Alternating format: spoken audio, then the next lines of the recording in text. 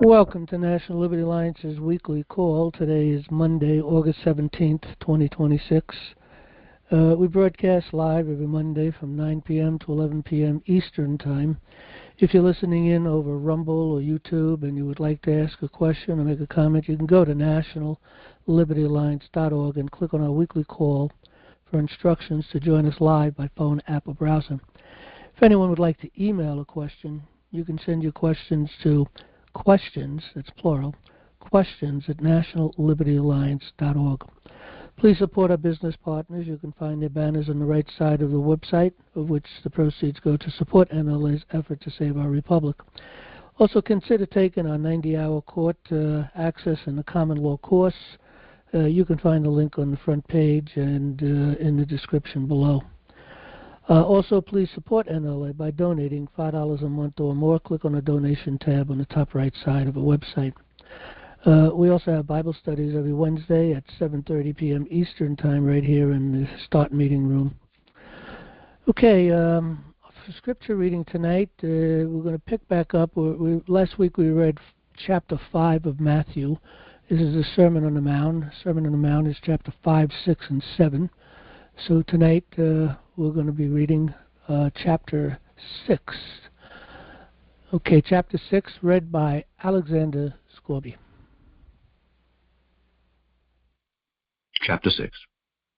Take heed that ye do not your alms before men to be seen of them, otherwise ye have no reward of your Father which is in heaven.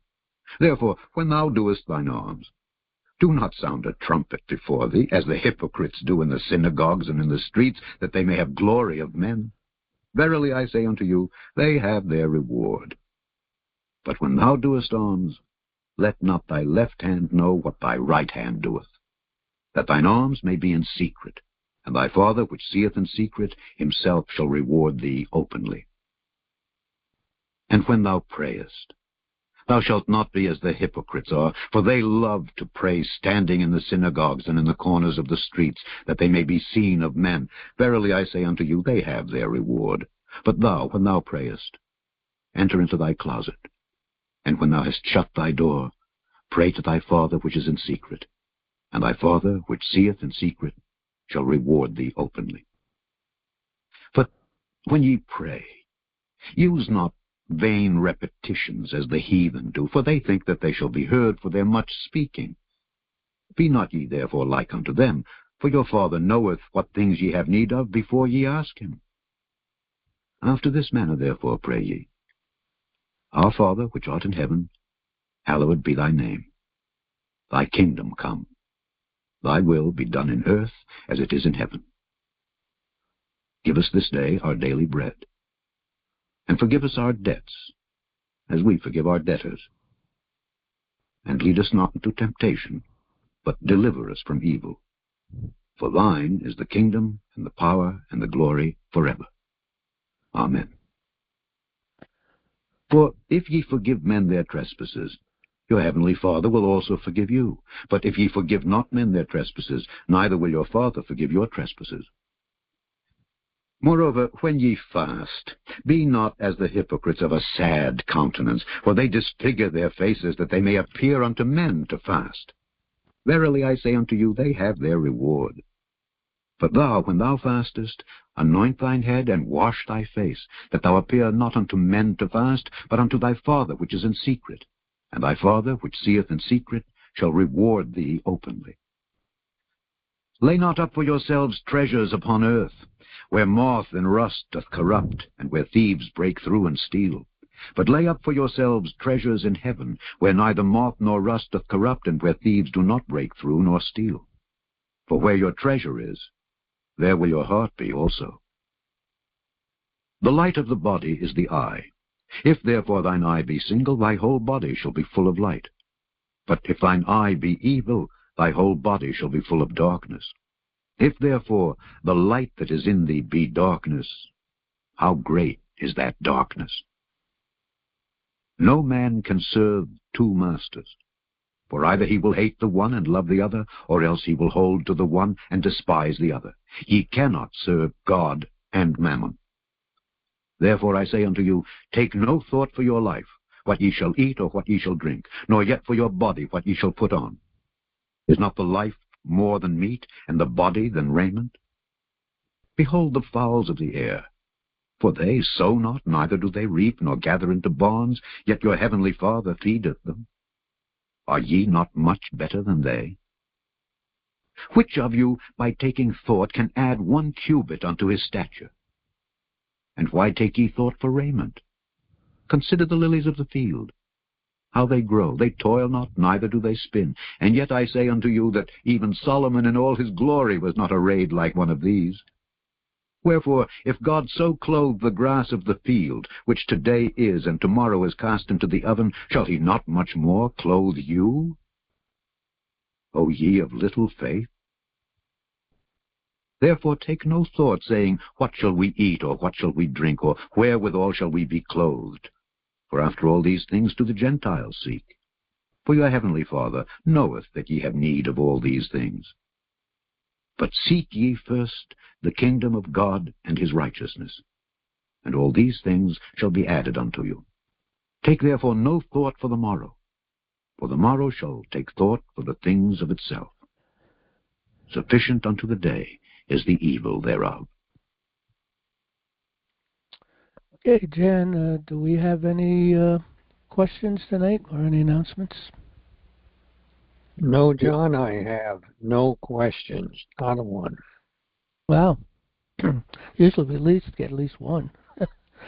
Okay, well, anyway, the queue is open for anybody who wants to get into the queue. It's a *6 and a 1 if you're on a phone, and there should be a button there if you're on an app or a browser.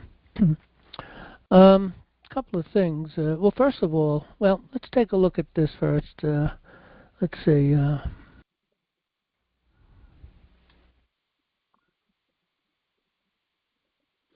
want to talk about how to get membership for those who are building committees of safety. Look at our founding fathers built this nation with committees of safety. They continued this nation with committees of safety, the Committeeman, until we were robbed of that, as we've been robbed of many things here in this republic. They've robbed our republic. They've changed us into a democracy. They've stolen our courts, turned us into civil law courts. They've robbed us of our education. They teach us woke and all kinds of silly, sick stuff. We do have a plan here to build these committees of safety, and it's the committees of safety that's going to save this nation. Trump and his administration doing a fine job, and I think things are going to be really, really great this year. By the end of this year, I think it's going to be quite a change in our republic, and I think next year is even going to be better. But it's up to the people to keep it. It's up to the people to protect the Constitution. The Constitution cannot protect itself, and clearly elected individuals will never protect our Constitution. Maybe we do have some people here in power from time to time, but it's very rare, and it's extremely rare to have an administration that we have today.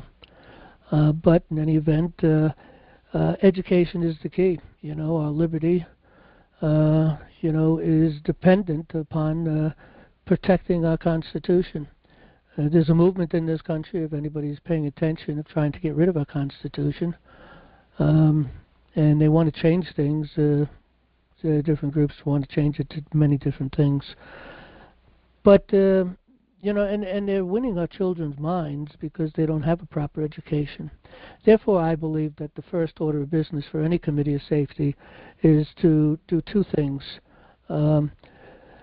Focus in on saving our children, the minds of our children, saving our schools, bringing them back to where they belong, getting the Bible back into the school, getting prayer back into the school, getting the Pledge Allegiance back into the school, morality into the school, to bring in the doctrines of Christ, which had been for goodness, all the way up to 1973. Let me think about that. Was it 73?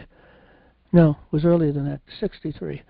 1963 is when the Bible and prayer were removed from school, and ever since then we've seen moral decay. And it'll continue to get worse.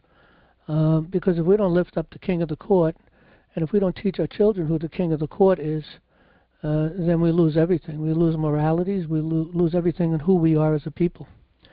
But anyway, a plan to save our schools, children, ultimately the minds of the children, and by doing so, we can build our committees of safety strongly. We can get lots of membership coming in, people who really want to do something, because I think it's the parents of children that recognize the problems in schools and are frustrated with what's going on.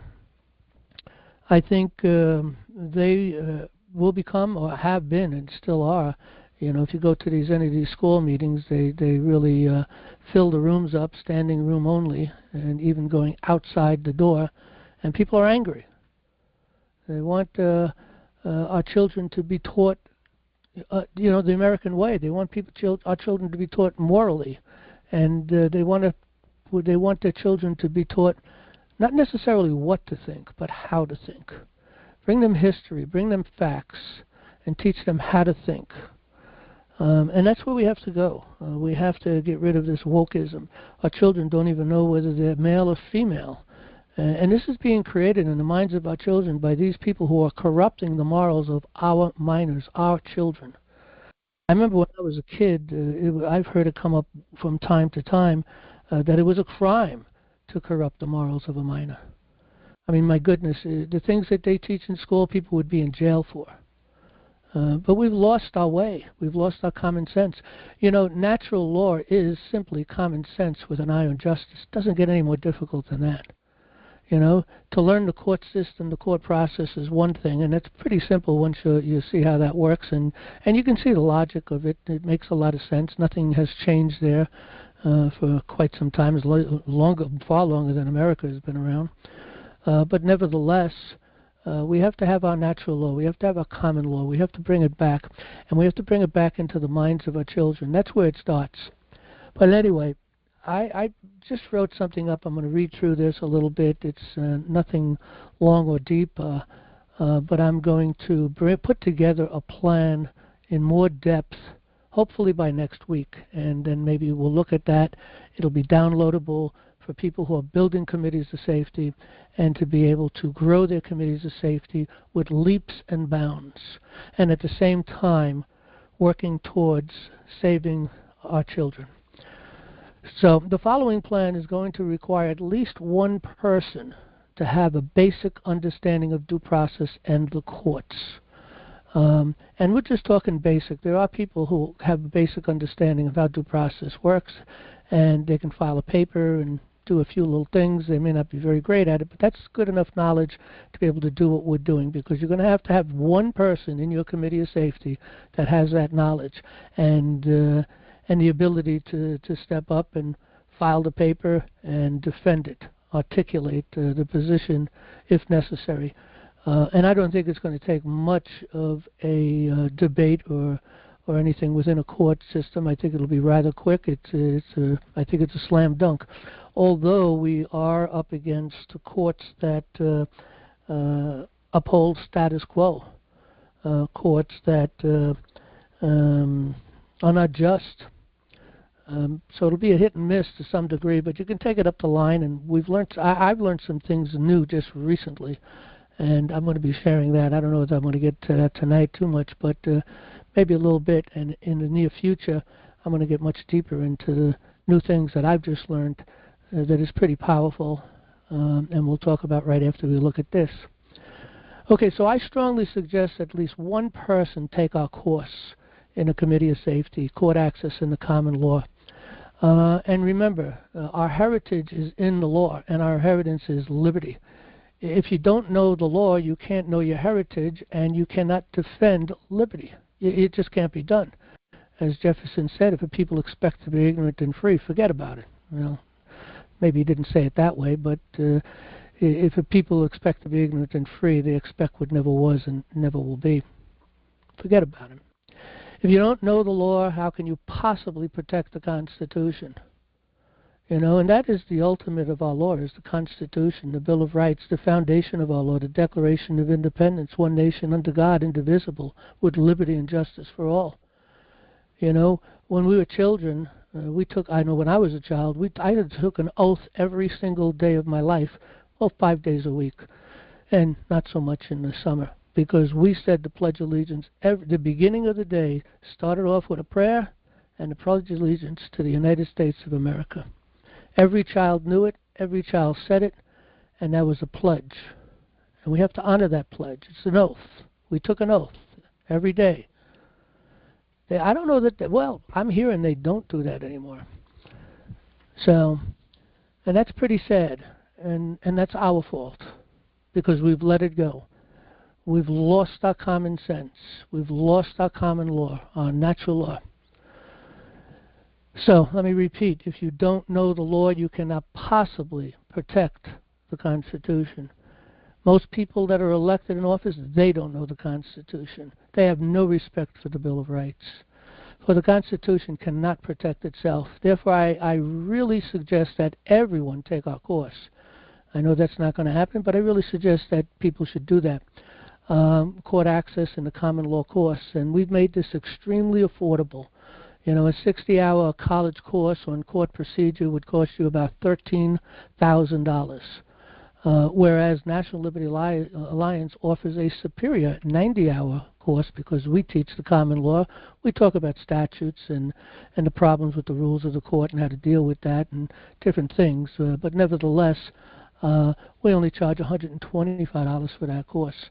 And, of course, that money goes to support the work we're doing here at National Liberty Alliance. We need money to keep the lights on, to keep things going. If you go into, in order to really build this up, is to go to the school districts. You could search for the list of school districts in your county. I did one, searched on Dutchess County where I live, and there are 16 school districts. You just go and Google it, school districts in whatever county you live in that state, and it'll come up. In my case, it came up DutchessCounty.gov, schools, school districts, and I got a list of all of them. Phone number, location, the address, and the name of the school district. There are 16 of them. And each one of those school districts gives us a potential to go talk in those school districts, particularly have a pre-meeting with the people within those school districts to discuss the problems that are in the schools and what they're looking to accomplish, and to suggest certain things that need to be replaced back into the schools. And then we go to the school, to the meetings, the board meeting. And we demand, okay? Anyway, let me take this in somewhat of an order so it doesn't get too confusing. But anyway, I listed out all of the school districts in my county. Now, my county, God, I should have said 16. Did I say 6? Let me put teen in there. Okay, so 16 school boards. If you go to your county building, and where your county clerk is, should be right next to the courthouse, you find the real property office. I know in my county it's on the second floor. You can look up. There's a board there when you walk in and by the elevator, and it'll read off the different offices in that building, and you look for real property. And you bring a thumb drive with you, and you ask for the mailing lists for all the school districts. You want the mailing list of all the people that live within the specific, and you bring that list of the school districts. The specific school districts, you want a list of the people that live in those districts. And they will run it off, if you do it on a thumb drive or even a CD, it'll be in label form, and you can run it off on Microsoft Word. Okay, and for people who don't know how to do that, you'll find someone in your group that knows how to do that. But if not, if you want, you can have the labels run off. They'll run you the sticker labels, and you're going to have to, you just have to print those out. That gets a little more expensive, because when you bring the thumb drive, they can't charge you too much. If they charge you $20, $30, $40, $50 at the most for all the school districts, I think that would be a lot. But in any event, with labels, I know when I used to do advertisements that way, and I think I was paying a penny a label. And and we were buying them by the labels. But anyway, so then you go to a post office and you buy a bulk mailing permit. So you get a big discount on the mailing. You're mailing in bulk. And let's say, I don't know how many people, individuals would be in a particular school district, but whatever it might be, 1,000, 2,000, whatever, I don't know. Then you'll be able to mail out to all of those individuals. And those individuals are the parents of people that have children going to school. It's the grandparents, and it's other people that are just interested in bringing things back to our education, back to a proper education. You go to Amazon or maybe in other places, you might find things cheaper, I don't know. You have to search around. But you can buy these blank index cards, a mailing stock. You know, they're a little thicker, so it's a mailing stock. White, 4 inches by 6 inches. And what I will do is I will design and write an invitation on one side, and you know, telling the people what we're doing, and you kind of fill in the blanks on the locations and different things. But what you do is you have a meeting with these people before the school board meetings, and we have to really on this card really explain to them what the plan is. It'll be short and sweet, and it will fit onto a 4x6 index card. On the other side, you have imprinted the permit, the mailing permit. Okay, so you don't have to put no stamps or anything on it. You use the mailing permit. They run it through, and then you pay whatever the cost may be. And then the only other thing you have to do is put the label on it. So you run your label off of your thumb drive. You can run it through Microsoft Word and print out labels, and you put your labels on. You mail them out. But the thing is you want to let the people within that school district know that we're looking at the problems of the schools, and we people need to take the schools back and give our children a proper education. You know, and I'll put some things together and write it up as best I can. People can change it if they want, of course, but I'll at least get the point out onto an index card, what I think might be a really good message to the people to get them interested to come. So let's say, and I'll just pick just any date. Let's say that's October 1st. Let's say is going to be a school board meeting. Okay, well, you're going to want to have a meeting. Maybe a week or two prior to that, and that'll be explained on the card and the purpose of that meeting. When you run the meeting, the people come in, you need to run it as a committee, and again, we have videos on how to operate as a video. We have as a committee, we have videos, we have handbooks, teach people how to run it, and we'll probably put something together specifically because maybe you only have 2 or 3 members. And maybe you're going to get 20, 30, 50, 100 people. Who knows how many people is going to come? I think a lot, in my opinion, because people are really upset about the schools. And you run it as a regular committee. You know, I'll lay something out, particularly for a committee that hasn't really grown much yet, and you're looking to grow. And those who have grown somewhat, and then you should already be in the process of running your committee as a committee. You know, you just don't come together and talk. You don't just come together and watch a video or whatever, or just have a speaker. No, you have to run it properly as a committee. There's first order business, what people have done throughout the week, throughout the month, what they brought, ideas, and then you have new business and so on and so forth. You have to run a process. You have to look and operate as if you're well organized, because if you're not organized and you don't have a plan and you don't go forward in a proper way, you just don't go anywhere. And people get frustrated and people don't come. They don't think we're getting anywhere. We're just wasting time. No, you have to have committee meetings that you know at every meeting you're going to move that one step further, one step closer to returning our nation back to a republic again. And it starts on the grassroots. It starts with your local governments. It starts with your local schools. And what we're talking about, the school boards here, this could be done on every government level. It's not just the school districts. You can go into the government board meetings, whatever, or when you go meet the mayor or something, or whatever the case may be. This could be done, and every time you go in there, you do the same thing. And but you're going to grow your committee in leaps and bounds. because once the people, if you do this properly, and once the people sees the power and the authority of the people, they're going to want to learn, and they're going to want to see, and they're going to want to do. And that's the people you want. And I'm telling you, it's the parents of children in school that are going to be the most active, that's going to respond to this. Okay, so 4x6, I'll design an invitation on the one side, and you put the permit on the other side, the card with your return address, and put a phone number in there also. And you have your first meeting 1 week before, and you lay out the plan. And I'll lay out a plan, and people can alter that plan however they want to do it. They can add things, take things away, but then I'll put some plan together on the order of business dealing with the schools, the problems in the schools today, what needs to be done. And each community will have to figure things out on their own, how far they want to push things.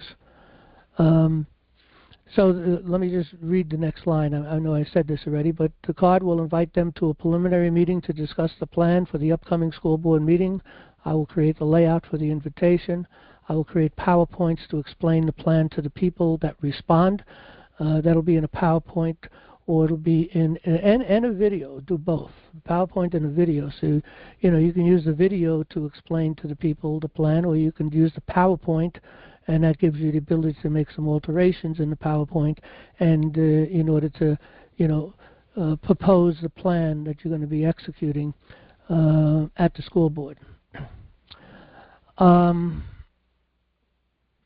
So I will create the PowerPoint to explain the plan to the people that respond. I will prepare a quo wanto. People need to understand the power and the authority of a quo wanto.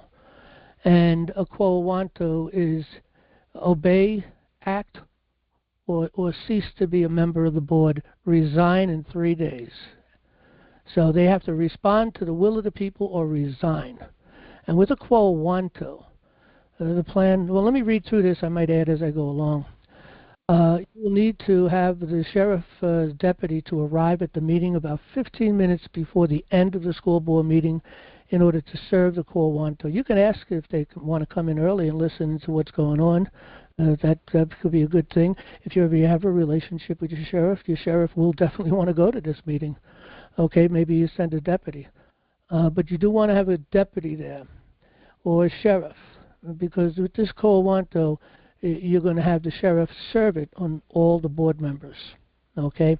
And I'll write the quo wanto. You just have to put the basic details of the information you need, which would be very easily clear. It's really just like who you're sending the quo wanto to, and the addresses and different information you have to add in. It'll be blanks, and it'll be very simple to put together. So I'll put the quo wanto together, and you serve these people. And of course, before that happens, you want to make a plan on what you are requiring this board to do. We don't want our children demoralized anymore. We want our children to be morally minded, and that's what you need to teach. We don't want books, Johnny has 2 mommies or 2 daddies or whatever the case may be. We don't want you to confuse our children that they don't even know whether they're a male or a female. We don't want you to teach them all about this crazy woke stuff. We want to teach them about the king of the court and who we are as a people and how this country came to be. We want our children to have a real education. We want our children to learn civics. We want our children to learn the Constitution. We want our children to learn true American history. We want our children, and you could just add on to this. Okay, and that's what's going to be discussed at your first meeting, and you're going to prepare this meeting, and everybody will get a copy of the plan. But a couple of days later, you email out what you discussed, what you planned, and what's going to be covered at that board meeting. And so, they love to cut people short. And if you get everybody lined up behind each other, and you all have the script that you all agreed upon, okay, where they cut one person off and they say, come on, next person, we want to hear from you no more. Well, the next person picks up where that one left off. And you get your message out to what you demand this board to do. I've seen meetings online. People come in angry, demanding, and wanting this and wanting that, and want to get rid of this and get rid of that. And it falls upon deaf ears. And at the end of the meeting, They maintain the status quo, and they hit that hammer, and it's all over, and they don't care what the people say. Well, that's why we serve a quo wanto. And they got 3 days to respond to that quo wanto. Act, or you'll be dismissed, and then you seize the seats of these people. You can see the people in that coming to that board meeting can take control of those seats once you empty those seats out. Whoever doesn't go along with the will of the people. This is your school district. This is your children. Your children, you have an investment. Who are these people to demoralize our children? So we lay this out, okay? And they either obey or they don't. And if they don't obey, they don't want to obey, they have the sheriff make the serving. That's official. And then you remove them from their seats, and if they refuse to be removed from the seats, and you fill them with anybody who wants to take a seat, you just take it and take the oath. And they should have been taking an oath anyway, but you take the oath, and until the next time when they may have some elections for these things, or however the board gets together, they may just put anybody they want in these things. You have to figure out what's going on in your county, how in your school district, and how they put these people in the seats. But you want them gone, and that's why you have to have a little bit of a knowledge of due process, how the court system works. You got to have one person that and now is the time to go learn that. If you're going to execute this, at least one person should start taking our course. If you don't know anything about how due process works, how the court system works, and then we will. You go through the course, and you got time right now, because probably not going to be a board meeting. Let's see, October or November or something like that. Maybe, I don't know. I don't know if we're going to have a board meeting before the school starts. I'd imagine at least 30, 60, or 90 days into it, they'll have a meeting, school board meeting. But maybe I'm wrong on that. But the thing is that you got a whole bunch of school districts you need to go on to and approach. And I'll tell you, you serve the paper. They don't obey. You file it with the court with a default and a requirement and a demand, and the court will order them if they're going to follow the law. I have to be honest with you, a lot of these courts may not want to follow the law, but at times they are changing. So I think we'll have a lot of success, and you can always appeal if they refuse to apply the law of the land. And the quo wanto is the law of the land. It's a demand from the sovereign. They must obey. Obey the will or take a hike. So that's the main part of that process. Now, once you're done with this, these people, you're going to want to cover this at the first meeting, that, look, this isn't the only thing we're doing. We want to correct the political process. We want to put people in power that have a proper understanding of the Constitution. We don't want our elected officials in there if they don't know the Constitution. We want people who obey the Constitution. And there's a whole list of things that I will put together that you're going to want to cover. And if I'm missing anything, you can add. If you want to take anything out, you can take it out. It's up to the committee to do. Every committee is free and independent. They operate totally on their own. But they should look to the counties next door. They should come to us for advice. They should come to us for an education. And we should be feeding each other. One county will have a problem, and another county will say, hey, we had that problem too, and this is what we done. Oh, that's a good idea. Maybe we should do that too. You see, it's called the Committee of Correspondence. You need to be communicating with other. That's what our founding fathers did. That's how they created this nation. And they communicated, together. Philadelphia with New York, New York with New Jersey, Pennsylvania. They communicated with each other. Without that communication, this nation never would have been. Without that communication, there'd be no United States of America. And they exercised that process, that Committee of Safety, for quite some time until they stole it from us. And I know it was stolen here in New York at the turn of the coming into the 20th century, because I went up with Gerard and I went up to Albany, and we went into the what would you call it? Where they keep all of this information, the papers and everything, and we looked up what the law was, and when they made the changes of law, and it happened in about here in New York, it happened in I think it was 1909, 1911, about the same time that they started to destroy our economic system and many other things. And 17th Amendment came in, destroying our political process, the powers and the authorities, the communications, of between the powers.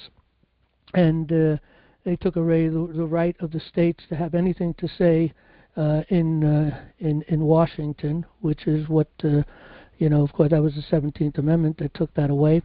They took their senators away. And the states have no say on what goes on.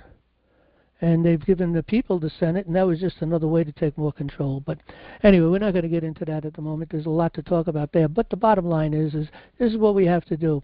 So I will prepare for the court, should they ignore the quo wanto, and provide instructions on the filing for enforcement.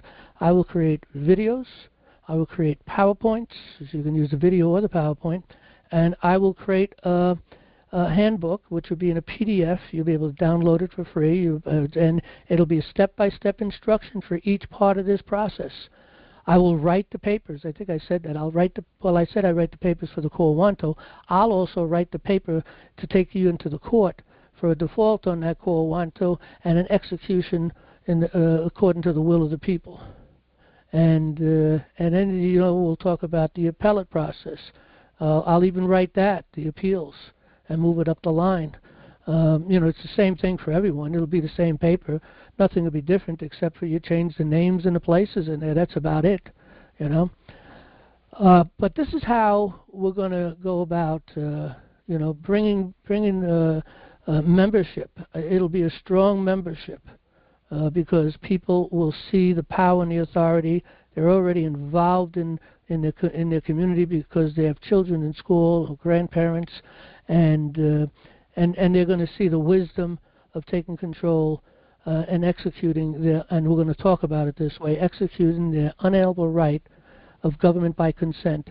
And the process by which you exercise your unalienable right to government by consent is through committees of safety, taking control of every aspect of power that affects you within that county. NLA needs to develop a committee of correspondence, and we do have a couple of people who are interested in assisting us by making some phone calls. Jan, maybe you can let me know if there's any more than that, but I believe we have 2 people. I'm going to make a plan and also a video, an instructional video on that too, but I'll make a plan on the process and the procedure, the first phone call to the Committee of Safety, and a follow-up phone call, and what to talk about, and let them understand certain things about who NLA really is. I think a lot of these committees of safety, they're kind of frightened to some degree to come to National Liberty Alliance because they don't want some national group to take control over them. And we've always said here from the very beginning, and we've said it most recently, and I'll say it again, the day that National Liberty Alliance gives any committee of safety marching orders to do this, to do that, that's the day you leave National Liberty Alliance. And as long as I'm alive, it will never come to that point. And I know the leadership within our group here feels the same way. People have to be free and independent, and they have to do what they want to do. But we need to teach people things so that they can make good decisions. People have lost their common sense because we've lost our common law. Our common law is common sense. And then you see all this craziness. They're out there debating our First Amendment right, our Second Amendment right. They're debating our Fifth Amendment. They just go on and on. Now they're debating the Constitution, whether we should have a Constitution. And the people are totally lost. They're dizzy to this whole thing, and they've lost their common sense. They don't recognize that the republic has been destroyed and is being destroyed on a daily basis. They don't recognize that that these people are in there for, in power, in there for themselves. And let me tell you, one of the most damaging, and I've spoken about this before, and I'm going to speak some more on this soon. The most damaging thing, and there are a lot of damaging things, but one of the most damaging things on a list of a lot of that damaging things is political parties. I've talked to people about political parties. Oh, you can't. How are we going to operate? What are we going to do? We have to have political. What do we have to have political parties for? You want the party bosses? You want the party bosses to control all the people in the Democrat Party? You want the party bosses in the Republican Party to control the people in the Republican Party? They do the will of the party bosses, or do you want them to do the will of the people? Because if there ain't no boss, there's no one to listen to but the people. And if the people understand their powers and authorities, how to exercise their right of government by consent, they will know how to remove those people who aren't obedient to them. You can remove anybody in power, all the way up to the governor. The president, I don't know that you can remove the president through the people. You can do indictments on the president. But you can remove anybody that's elected. Judges that are elected, you can recall them. 90 days, out of power, put a new guy in there. This is at any level. Your congressman, your senator, as long as the 17th Amendment stands, and that's another thing that's got to go. Because those people have to go back to the state to represent the states, the will of the states, and not the will of the people. That was a balance of power. And the people play a role in that. The people play a role in that because we're the sovereigns, we're the lawmakers, we the people ordained and established this Constitution for them to be obedient to, and we need to enforce it, and we'll enforce it with indictments when they break it. But people don't know any of those things. They don't even know a republic. There are Supreme Court justices that do not know that we are a republic, or they refuse to say it. They still call us a democracy. I mean, that's insane, and the people don't even realize it. They don't know. Why? Because we're ignorant. Why are we ignorant? Because we were never taught these things. Why were we never taught these things? Because they don't want to teach you those things. You've got to keep the slave ignorant. Otherwise, they can't be a slave. You educate a slave, you got a problem. You can't control them no more. They get the knowledge, and we could take these people out. We can get rid of them. We can do this. We can do that. That's what a Committee of Safety is for. That's what National Liberty Alliance teaches. That's what you need to become educated with. And look, you will be told only a fool represents himself in a court. I say only a fool will be represented by a bar attorney. Only a fool would be represented by a bar attorney. But getting back to the parties, the two-party systems, I mean, our founding fathers spoke about this. George Washington used strong language about this. Don't do it. Don't have parties. They're going to destroy this nation. They're going to get rid of the will of the people and have the will of some party boss. And they're going to destroy everything. And they'll be subject to the will of foreign powers. And that's exactly where we're at. We didn't listen to our founding fathers. What's wrong with us? We need to become obedient to what they have said, learn what they have put together, and execute and exercise just like they did the powers of the people. But anyway, the key thing here is to grow membership for committees of safety. This is the beginning of growing membership. And every time you do something like this in a school district, your membership's going to grow in leaps and bounds. And when you start doing this on the town boards, it's going to grow even more in leaps and bounds. You're going to start to draw in the committeemen that are in the statutory committeeman process, which is the process they stole from us and created. Lawyers created a statutory process. We will start drawing those people in, because I can tell you they have a high attrition rate.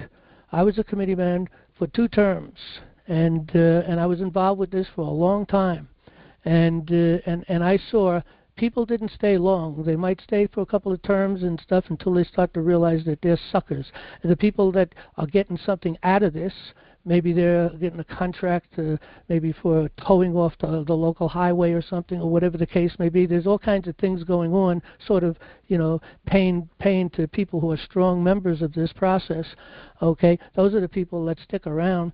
They become more and more corrupt, and they don't want you to get rid of that party system because it empowers them. It makes them money. And money is the big thing and the problems that goes on with these things. But anyway, we need to take this nation back. This is the way to do it. And I hope that we have Committee of Safety leadership here at tonight's meeting, or I hope at least they will listen to tonight's program on Rumble or on YouTube, or even download the audio up on our page and listen to this program and realize the wisdom of our founding fathers, because that's what we're doing. We're exercising the wisdom of our founding fathers to do what they did and to take control and maintain control. And stop these people from talking about our First Amendment rights.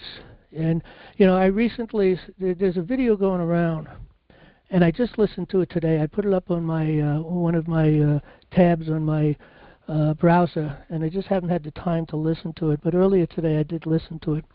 And it's some guy out there, and he is talking about petitioning. I was involved in a little bit of email communications concerning petitioning, and I made the point that we're not petitioning particularly for anything specific. We are commanding. We're doing it's something different. We're not one of the people doing something. We are the people doing something. Through the Unified United States Common Law Grand Jury, we're not asking them of anything.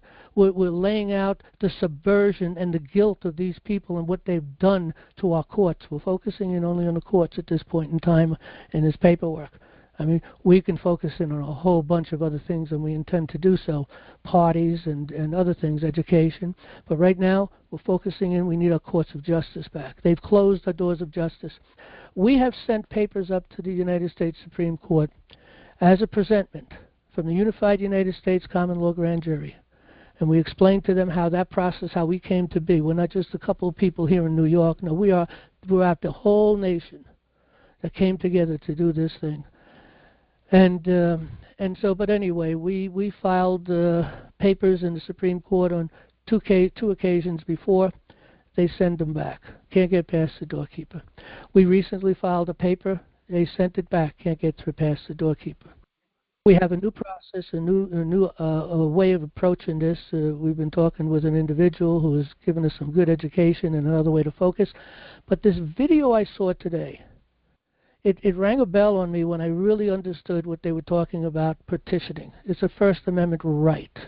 They cannot take that away from us. And Justice Roberts sent a letter to the clerk for refusing, for denying the people's right to bring a paper into the Supreme Court to be heard by a justice, okay, because it violates a rule.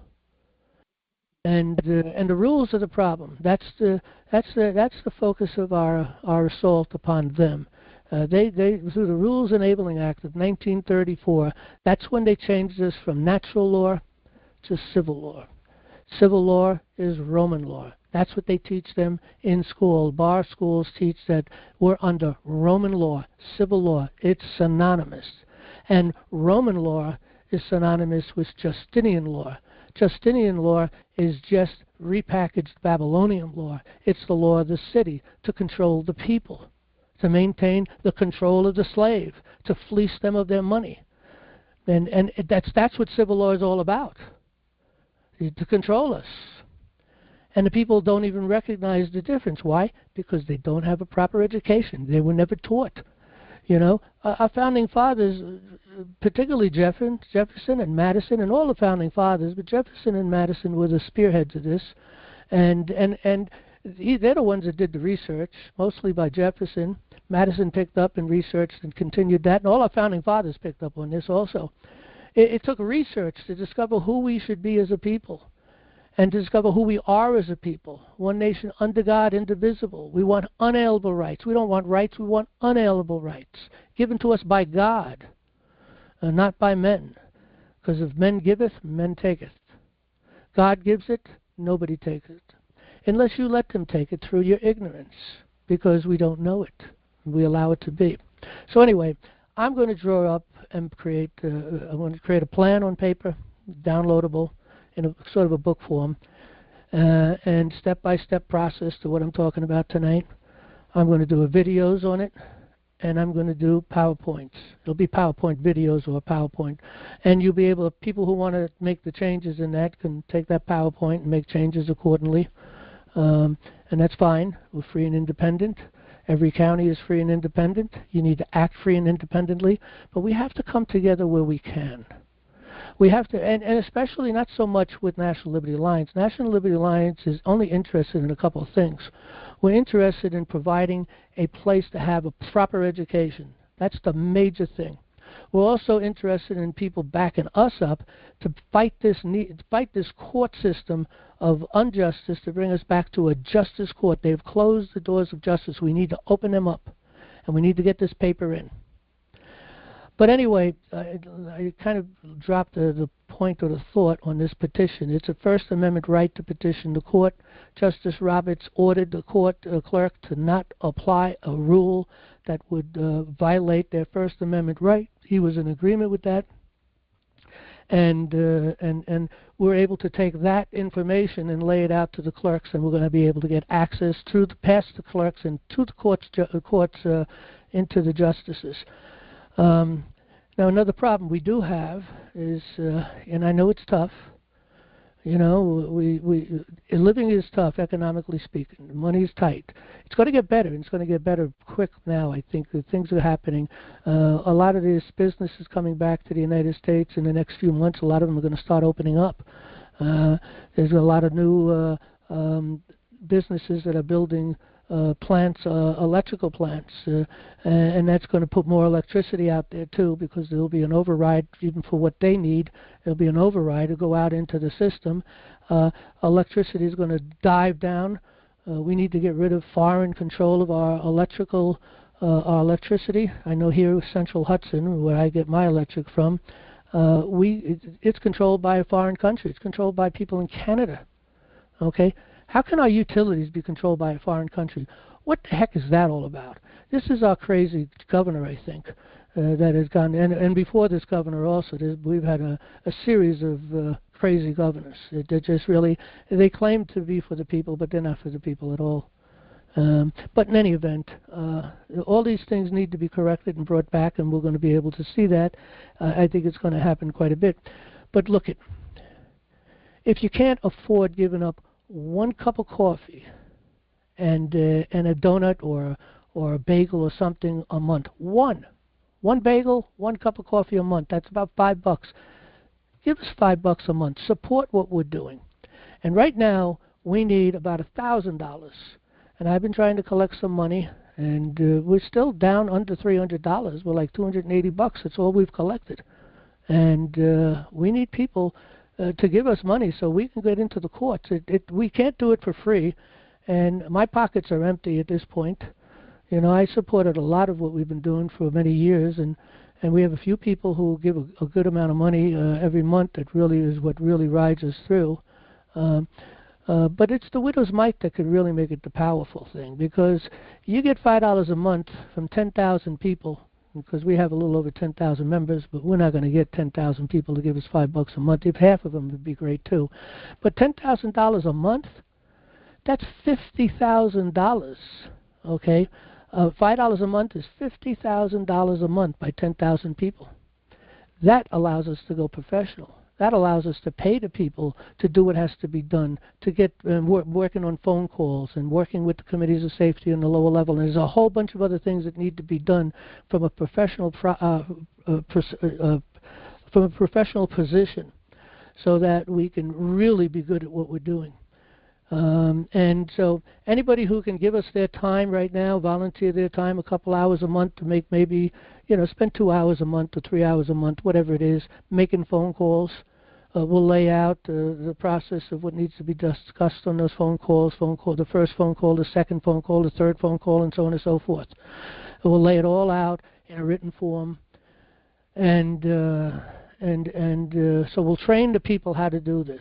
Like I said, we have 2 volunteers so far. We need a lot more because we have right now 190 committees of safety in process. So it appears anyway. I don't know how active any of them are.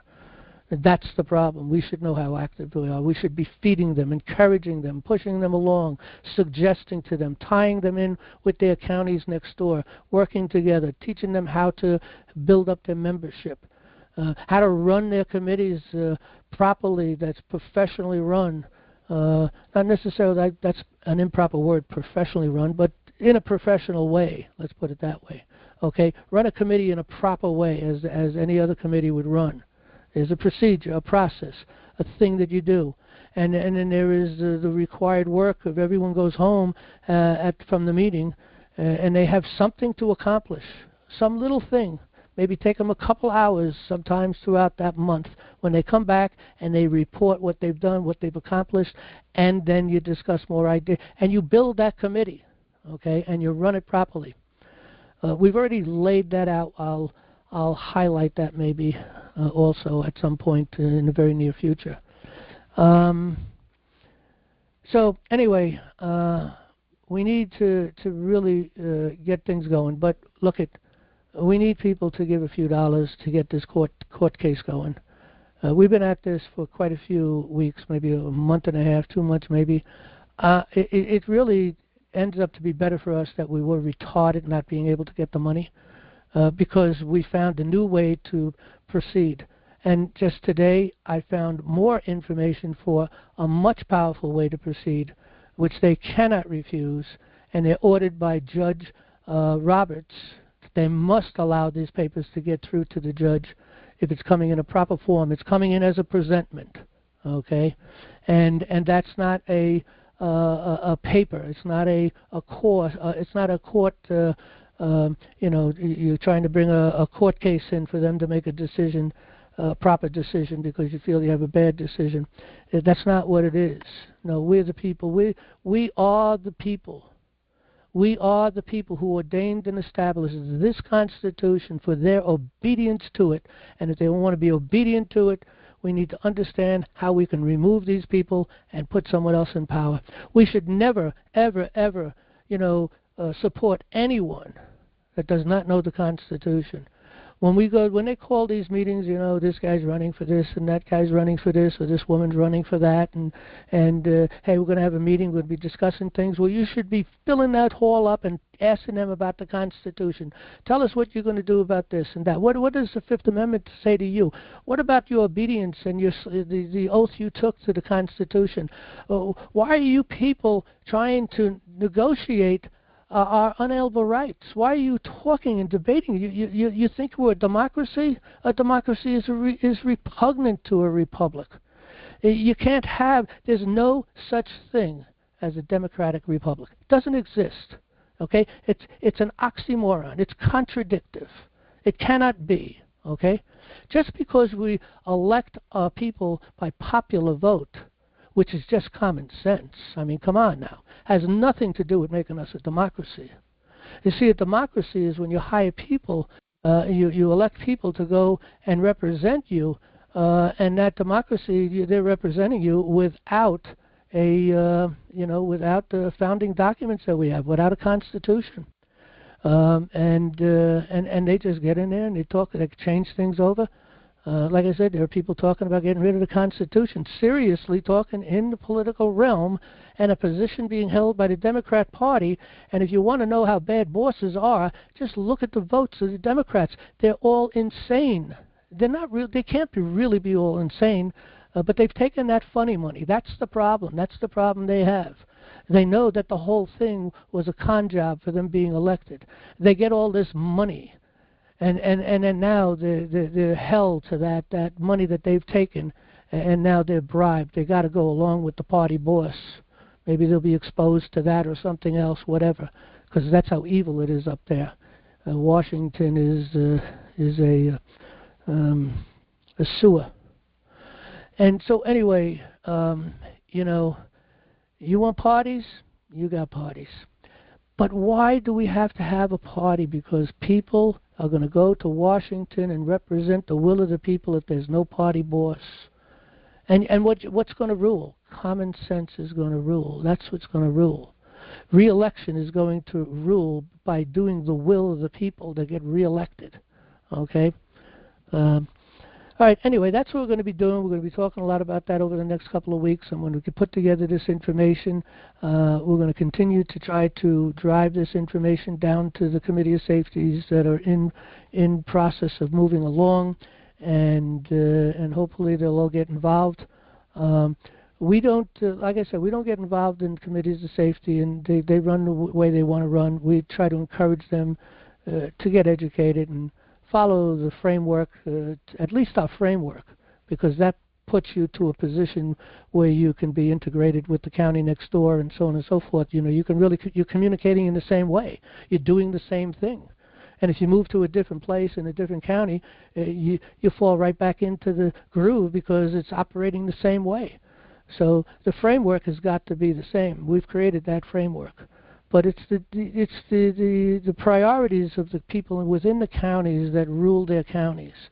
And you will find other counties have the same priorities. You can work together on these things. And you have to work together with that, because if you're going to want to control your congressman, okay, your congressman is elected by numerous counties. So you want to get together. If there's 3, 4, 5 counties you need to talk with, you need to come together, 4 or 5 counties, to discuss the upcoming election for someone that is running for, to become a congressman. And you're going to want to all to get together, and you're going to want to interview these people. You want to know, tell us about the First Amendment. How are you going to support the Second Amendment? What do you think about the Second Amendment? What about the Fifth Amendment? What about the Seventh Amendment? What do you think about the Ninth Amendment and the 10th Amendment? Tell us about what you know about these things. Who are we as a people? What law are we actually under? What does the Declaration of Independence tells us what law we are under? We're under the laws of nature and of nature's God. That's the foundation of who we are as a people. And that brings us to the Magna Carta, and it clearly lays out that the Bible and the king of the court is Jesus Christ. And if you don't know that, and you don't teach your children who the king of the court is, then they're going to be bringing up the will of a different king, aren't they? Because the king of our court is morally minded, is just and right and true. And that's what we want, a king that is just, right, and true. And we do have a king, and that king is in our courts. The king's bench is the juries. The grand juries, the trial juries, they are the king's bench. Who is the king of our court? Because right now the king of our court is the Bar Association. That's who the king of our court is. And that brings us right back to the devil, ultimately. All right, anyway, we're going to talk more about this in the coming weeks. We do need money. We need money to get this thing going to the courts. So please, anybody can give us some money. Instead of buying something that you want for pleasure, do something to support this nation, to bring us back, to support our courts being back to proper powers. Okay? Okay, I guess that brings us to the end. Terry, did you want to say something? Yeah, John. I'm getting feedback. I follow what you're saying. Can you hear me all right? Yeah, hang on a second. Jan, can you mute? Jan's mic is open. Let me mute Jan then. Okay, go ahead. You shouldn't get feedback now. Okay, thank you. I hear what you're saying, and I hear you say that you're going to send out these cards. You do have to have a plan at the beginning, because you have to have a bunch of people. Right. These people have to see you. They have to want to follow you. And you're trying to get numbers, tens of people. If you go somewhere and you have the sheriff show up and you don't have a lot of people, well, they're going to listen to the board. And well, no, you're hiring the sheriff to come out to serve. He can't get involved. Okay. And hopefully, if you have a relationship with the sheriff, that's a good thing. For those people who have a committee of safety that already have 15, 20, 30 people, and there are committees out there that have that many people, and they're active and they know their sheriff and they're working with their sheriff, there are some groups I'm aware of that are in that situation. Okay, they're already set to go. But you see, the thing is this: in order to do what I'm saying, your committee of safety has to be between 2 and 4 people at bare minimum. Okay, and it's not so much the 2 or 4 people, because once you make that plan, and you get these postcards out, and you have your first meeting, and these people come, you're going to be bringing these people. We're going to lay things out, so we're going to be enticing these people to get involved in exercising their unalienable right of government by consent. And this is the process. This is how our founding fathers. All this will be laid out to them, along with dealing with the school problem. Then we'll go into the school. We'll take control of the school board and demand obedience or leave. Okay, and that's where the sheriff is involved. And you can ask the sheriff, hey, you should probably come in early if you can, but at least come 10 minutes, 15 minutes before the end of the meeting so you can serve the papers if necessary. You might get the board to be obedient without serving the paper, and that's what we're really going to try to do. But these people they're paid off or something. I don't know what's going on with these people.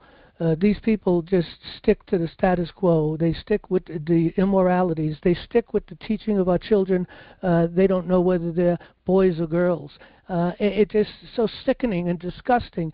It is the corruption of a minor. Oh, that's a crime, and I'm sure that's still on the books.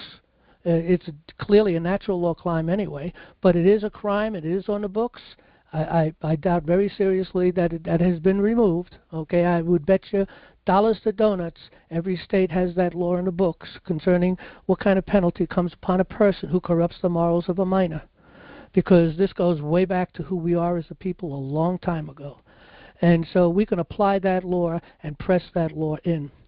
And we should apply those laws and press those laws at the same time. If you have the knowledge, you have someone who understands the court system and will assist that person. Let's bring criminal charges against these people for teaching our children these things. They've damaged them for life. Some of these children commit suicide, and we just continue on. What's wrong with us? We step up, people.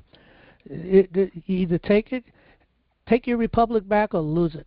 And again, I'll say this again. I'll say it 1,000 times. I've said it 1,000 times. I'll say it another 1,000 times.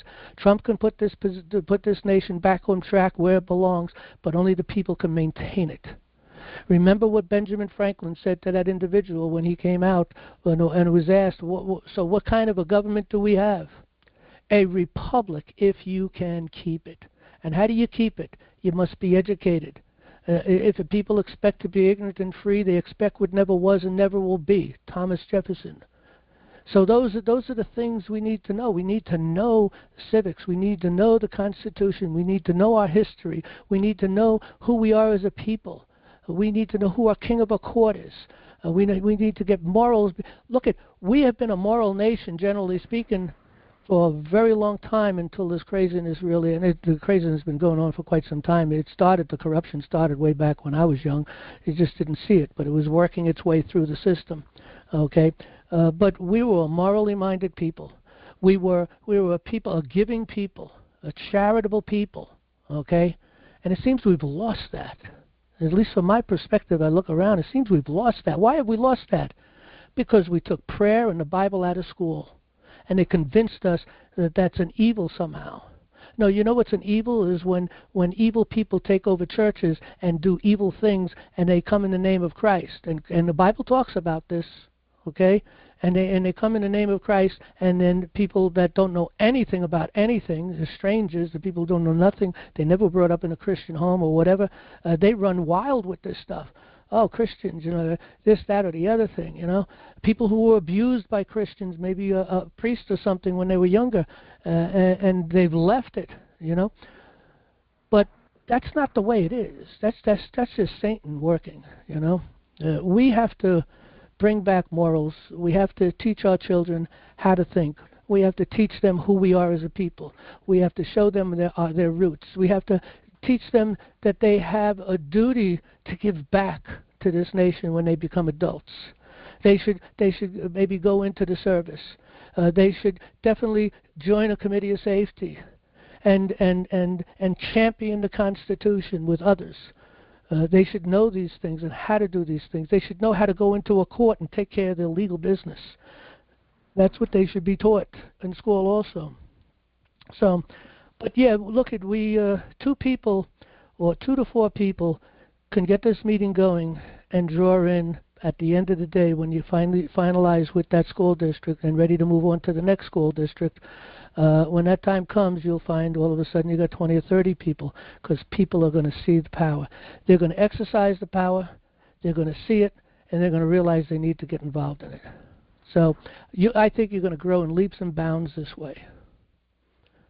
But those which are already developed, they've already got a process and a procedure. Hopefully they're running as a committee, not just as some meeting coming and BSing and talking about this. No, you got to run it as a committee.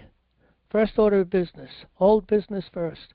There's a process and a procedure. What was accomplished? What needs to be done next? Okay, you're going to do that. When are you're going to have it done by next month? Where are you going to be by next month? Okay, we'll look for your report on that. People bringing in their reports on what they've accomplished. Maybe a couple hours of work during the month, like I said. And if you're not willing to give that, if you're not willing to give your money to support this, if you're not willing to give your time to support this, then you don't deserve liberty. You don't deserve the Constitution that we have. You don't deserve the Bill of Rights. You don't deserve any of these things. Look at our heritage is in the law, and our inheritance is liberty.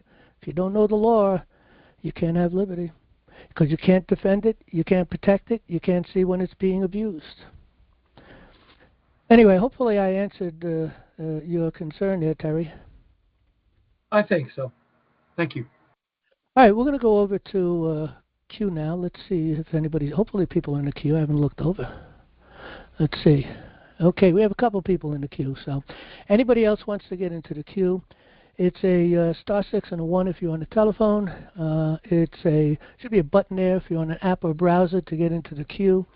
And let me suggest that people who are coming in on phones, even the wireless phones, you can download our app and come in through an app, or if you have a browser on your phone, you can come in on a browser or a computer. It's much better off because you can see our desktop and the information we're sharing as we're talking. Okay, but we'll take our first caller. It's a wireless caller. It's a 262 area code. Maybe you can give us your first name and the state. You got the mic. Whoop. I accidentally kicked you out. Come back in, and we'll take you first. Let me put George on hold. I don't know how that happened. Hang on a second, George. I accidentally kicked that person out. All right, anyway, come back into the queue. We'll take you from there. We'll take George while we're waiting. George from Florida, you got the mic. Go right ahead. Hi, thanks for taking my call. I've been involved in politics for the last 4 or 5 years. To no avail, as you're not surprised. I got involved through the precinct strategy group. Yep. But that, yeah, if you know anything about that, that's all political party stuff, which you addressed earlier. A complete waste of time because, as you said, the party bosses take control. They kicked out, down in Florida here, they disbanded several county precincts, committeemen, and kicked them all out. How do you do that? That's because the parties are private organizations. They make their own rules, and they can do whatever they want. So that's why that's the fallacy of all that. So I think your system is a lot better. I think maybe I can get the people that were involved in my county. Maybe I could talk to them. We're still together socially. I'll try to get them to download this audio and listen to it. I think it's good. And I also have a group that are pushing campaigning for people around Florida. It's called APEC, APEC. Anyway, I think they're going to be sadly disappointed with the results of these elections. They might be poised to listen to what you're talking about. So I can approach them as well. I'm also going to send you a $200 contribution as soon as I get a chance to help out what you're doing, because I appreciate it. And I have something else that I think that needs to be added to the discussion. You talked about the schools and education being the number one issue. You're correct. I think number two issue is the post office. The reason why they control us is because they control all the communications. They farmed out all the communications to the Department of Commerce. From the post office, they gave all the communications to the Department of Commerce. All these radio and television, all these transmission corporations have licenses from the government, but because it's under the Department of Commerce, all they care about is money. Whereas the post office, the reason why the post office was created, Benjamin Franklin was the first postmaster, and anybody know what he used to do before he was postmaster for the United States? You know? I ran a newspaper. He was the postmaster for the King of England. And you know what his number one job was as the postmaster for the King of England? No. What? To open all the mail to see who's plotting against the king. And that's why that he came in with laws, draconian laws, against anybody opening U.S. mail to protect privacy. I don't know if you're aware that private banking is also protected under the post office. Are you aware of that? No. Okay, yeah, that's another thing we need to look into. But the reason why we need to work towards reconstituting the post office is because post office is the master controller of communications to maintain privacy, okay, so that we can communicate with each other. And the vehicles that we need to communicate with each other, emails and things like that, cannot be monitored. Phone calls through cell phones are monitored. If we put all these communications under the post office, they have to be private. And the Supreme Court will protect our privacy. Okay? So that's a very, very big objective that we have to deal with, included with the education issue. And the other thing that we have to deal with, because no matter what kind of government that you put together, the issue of politicians and how they run for office and how they communicate their message and who's paying for all that, that's how we lost the government to begin with, because no politician can afford to pay the cost of advertising for his campaign out of his own pocket, so he has to go beg for money. And that's where the corruption comes in. And to cut that off, we have to find a system where the politicians can communicate their message to the electorate free. So it's free campaign advertising. That's what I'm talking about. Now, we're not asking anybody to work for free. What we do is we have to create a system like a platform, like suppose like a YouTube, right, where they can put their videos up and just post them for free. But not YouTube, but have to be something, again, a platform like YouTube, but under the post office. You do that, and now you have not only do you have a platform where the candidate can campaign for free, but you also now you have a system where the electorate can give feedback directly to that candidate and tell him whether we like or dislike the laws that he's thinking about writing. And this system really explodes in power and potential as we can look to develop it. But for now, we just need to get the conversation going. And I'd like to find a way of speaking to people like yourself maybe on a committee basis to flesh the idea out, so you're more aware of what we need to do and why we need to do it. Maybe this call is probably not really it. Plus, I am driving, so anyway, I'm fine.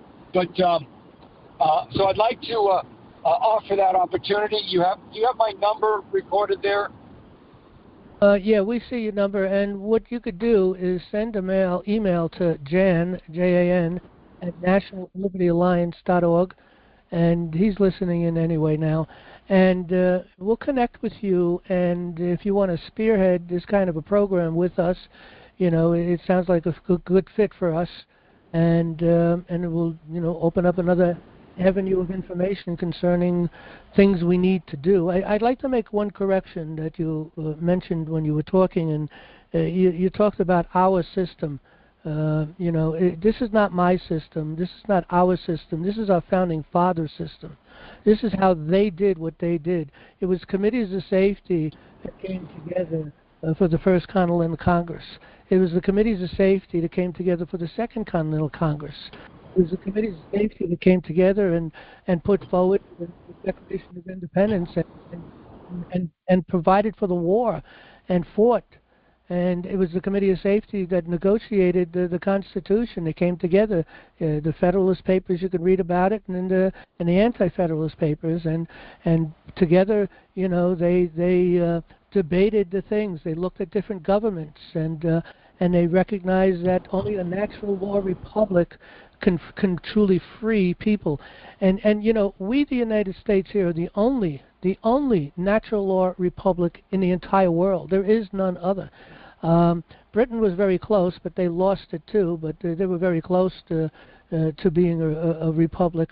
But they never succeeded in that. They had the Magna Carta. We built off the Magna Carta, but in any event, there is a couple of hundred republics in the world, but there's only one natural law republic.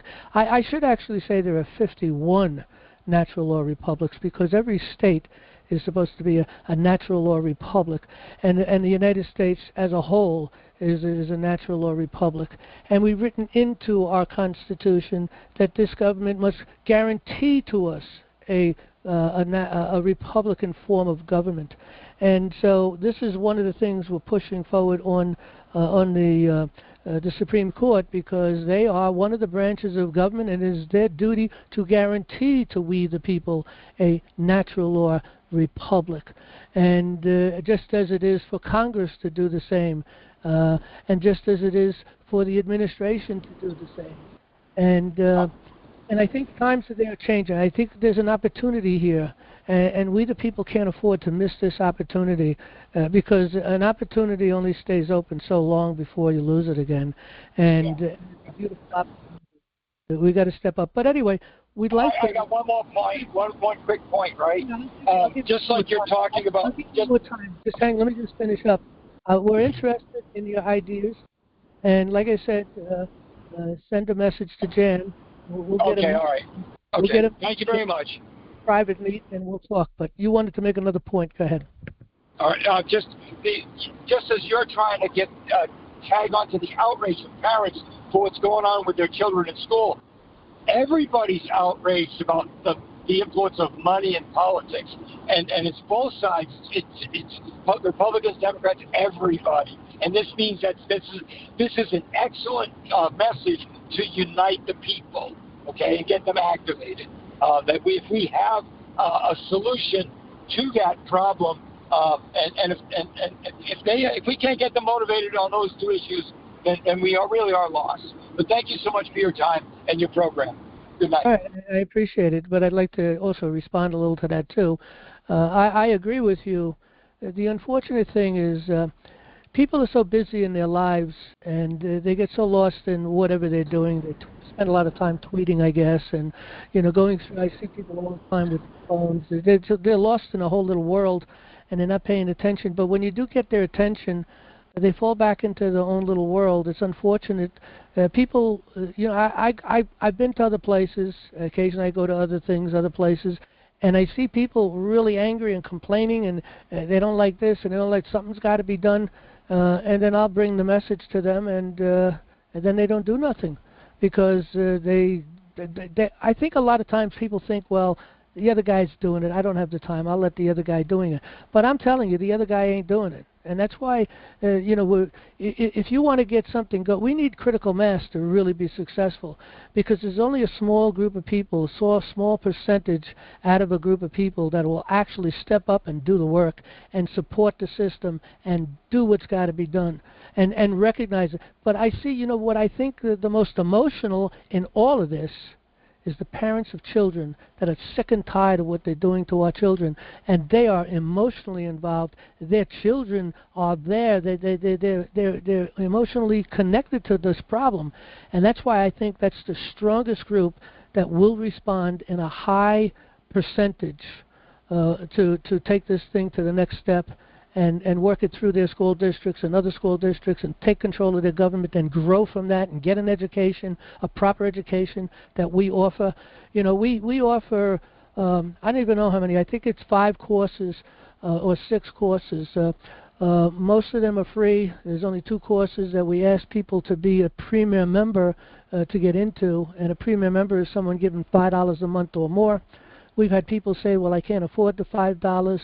And there are situations, I do believe, that is the case. So we let them in for free, because we're about education. We're not about money, but we do need money to support. And then we have our court access in the common law course, and that's $125, but it's a 90-hour course. It'll teach you how the court process works, how due process works, how to write papers, what's going on with the rules, how common law plays a role in this. So it's a really in-depth course. It's 90 hours versus a 60-hour course in a college that'll charge you $13,000 for that same court access without the common law, without the liberty, being free and independent people coming into the court, taking control, that we are the people. I'm one of the people in New York, and in this court of record, which is to operate as a court of justice, and would have a jury of our peers, a free and independent jury of our peers to decide whatever it is we're taking into the courts. We need to open those courts back up again because they're not open up right now. Every single jury out there is a stacked jury, whether it be a grand jury or whether it be a petit jury, which is a trial jury. They're all stacked. They're stacked against the people. The judge is against the people. The lawyer, prosecutors against the people. The jury is made to be against the people that are coming into that court to ask whatever, because they're stacked, and it's a political thing, especially when you're going up against the status quo. And believe it or not, your own lawyer is against you. He's the enemy also. People don't realize he's in it for the money. He doesn't care. And the judge runs the rules at the end of the day. If they're going to try to bring in, if the other lawyer is going to try to bring in some common law stuff, some natural law stuff, and make positions that's contrary to the status quo, he's going to get a talking to in the back room. This is how it's going to work in my court, buddy. And if you don't obey it, you're going to lose your license, and you're not going to make no more of the big dollars that you're getting. That's what's going on in the courts. Okay? That's how bad it is. It's run by Satan, ultimately. That's exactly what happened to me in court. My lawyer took me to the back room. He gave me a talking. He just totally dressed me down, and then we got into court, and he sold me out. Absolutely. You're absolutely right. Absolutely right. I see it day in and day out, all the time. Okay? All right. Appreciate the call. Thank you. Let's connect. Okay. I'm sorry I mistakenly kicked you out there before. I hit the button twice somehow, but 203, I think that was you anyway. There's a 203 area code wireless call. You got the mic. Go right ahead. Okay, John. This is Tim from Connecticut. How are you? Doing, Tim? All right. So there's a little bit of noise. I'm in a restaurant now, but okay, so what I want to ask is, what do you think of something? So I've I haven't paid. I'm in Connecticut. They charge a supposed tax for a person to drive his or her car, right? You're hearing me okay here? Yeah, I'm hearing you. Something Okay. about a tax for driving or something, but go ahead. Yeah, they call it a property tax on the vehicles. Okay, so I haven't. Whoa! I haven't heard that. Property tax on the vehicle. I know they want you to register it, and re-register it, and re-register it. Is that what you're talking about? Okay, so yes, there's the registration, which has continued to. It used to be maybe less than $100, and now it's over $300. Yeah, I know. But in addition to that, there's always bigger fish. Are you still there? Yeah, we can hear you. Go ahead. Oh, okay. Something on my phone, it doesn't show the symbol there, the phone symbol. Anyway, okay, but in addition to that, they charge a tax. It's because they call it a property tax. Wow. This is all ridiculous. I mean, even going to get an ID or even to get a license, to drive, which is not necessary anyway. It should be just an ID. But in any event, any kind of a thing that you go to get from the government in the county building particularly should be free. Why are they charging us money? I know why they're charging us money. But why are they charging us money? All right. So I paid it. I didn't have very, very expensive cars to begin with. So at first, when I moved to Connecticut, it was only because my cars were like, they were very run down. I think the most they charged me was like $50 per year. So I was paying that, but then I got a more expensive car. And even before that, I was disgusted going there. Why was I giving them this money? So I hadn't paid for, I don't know, I didn't register my cars either. I just drove them without registering. I drove carefully so that I wouldn't get the attention of the police, and so they would never, you know what I mean? They would never pull me over. Okay, You but gotta be recently, careful, though, because go ahead. light out or something, and that could get you pulled over too. But Well, I guess I was fortunate not to have that occur to me. But recently I got another car, and of course, right, they're going to try. The probability is they're going to try to control things. So they said they wouldn't. I went for the registration the easy way, but they wouldn't register the car until I paid for the prior property tax. Okay, so what I wanted to ask what you think is, somewhere I heard that they use that money to pay the various governmental employees in the city. What are you thinking about this? well, I'll tell you what's going on. I can't believe it's not that I really can't believe, but it's hard to believe, and I do believe you though, that they're calling it a property tax to begin with, that they're charging you different amount of monies for registration depending on the value of the car. That is totally insane, and people better listen. It's coming to a state near you, okay? Because once it starts one place, it's going to move through the whole process. And, again, none of these things should cost anything. If there is a necessity to register a vehicle and put a tag on it because it's got to have a license plate or something so it could be identified, that kind of makes sense, okay? But it shouldn't cost you money to do it. It should be free.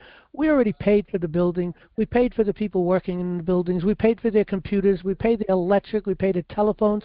We paid their internet connections. We pay for everything. Why do we have to give them more money? We already paid for all this stuff, okay? And I'll tell you what's going on with it. What they're doing is they're taking it and giving themselves their own benefits. They're giving themselves great retirement plans and different benefits. And that's where that money is going to. They're in essence like the senators voting themselves raises. I mean, without communicating to the people, they charge tax, they raise the taxes, the so-called tax, and then they have a higher salary. The various. Well, I'll tell you, that's another thing that should be changed. And this may be radical at first, but you need to think about it. It's not radical at all. It makes sense. If Congress wants a raise, then they should put it on the ballot and request the people, can we have a raise? We're making $150,000 a year right now. We'd like to make $200,000. Can we please have a raise? How do you think that's going to go over, especially if people are struggling, okay? But that's where they should be coming to their boss. Look at what people need to understand. First of all, if you want to be free, you start off thinking free. And once you start thinking free, you got to act free. And if you don't take it to that next level of acting free, then you're not really free. You're not free at all. And that's the problem we have. And you got to understand, this is clear in law. It's clear with our founding fathers. It's clear in our history, okay, that we are a sovereign people, okay? We are sovereign. You want to call us a sovereign citizen? That's okay. That's fine. I mean, they say sovereign citizens are cop killers. I mean, that's actually what they say. I've been called that because they claim and make me a sovereign citizen. I say, look, I may be sovereign, and it is true. I'm a citizen of the United States. The word citizen is used, I think, 7 times in the Constitution, and that's fine. That's what I am, but it doesn't make me anything more, okay, than that. We the people, ordained and established. Think about that. The king ordains. The king establishes. We the people, ordained and established this Constitution for the United States of America, for them to be obedient to. We are the sovereign. We're the lawmakers. And that's why when you go into a court and they apply some rule against an individual and you're sitting on a jury, or they apply some law against a person and you're sitting on that jury, okay, we can nullify that. Why? Because we are the lawmakers. We decide what the law is. It's always been that way. Now, we've given them the ability in Congress to write law in equity. And that's a different kind of law. That's statutes and regulations. And law and equity ultimately means that we've given them 18 powers to govern commercial activities, to govern the government agencies and the agencies that work within them, and making rules and regulations and penalties if they do this or they do that.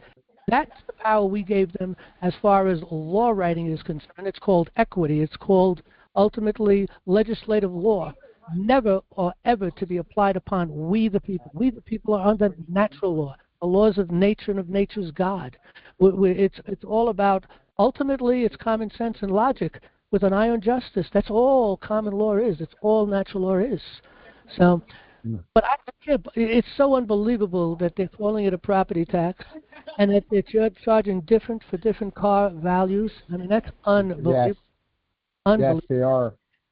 Okay, so what would So, you? by the way, What, Connecticut also has lost their sheriffs. The people were so dumb they voted their sheriffs out, and that's not yeah. possible because there's no law enforcer now. And if there's no law enforcer, well, no one's applying the law. The law isn't there anymore. The common law. But back to you, Tim. Okay, thank you. All right, so then I elected to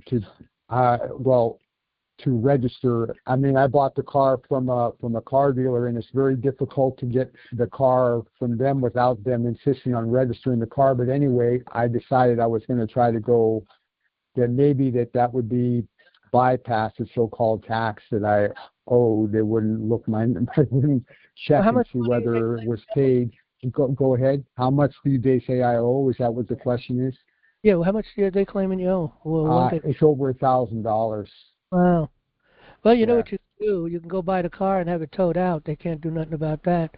Well, we need to No, drive I it. have the car. I have the car. They gave me a temporary license plate. I bought it from New Jersey, so they gave me a temporary license plate until I got the registration from my state. But now it's expired. So Do you have family in Jersey or New York or someplace else?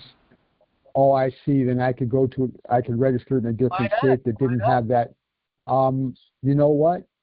As a matter of fact, I do have family in New York City, so I could maybe call and ask.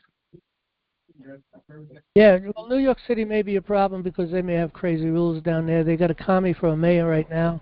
He's doing some weird things, but you could check it out and see if it's worthwhile doing it there. And then you get your insurance, and you'll have to be a little creative with your insurance. That you're living in two places, for instance, one place in New York or whatever, and another place in Connecticut, and that you're mostly driving in Connecticut, but your major residency is actually in New York or wherever it is that you want to claim it to be. So you got to be a little creative, so that because the insurance will look at where you're driving, how much you're driving, what distance, if every day, and so on. So. Okay, so another interrelated question here. So,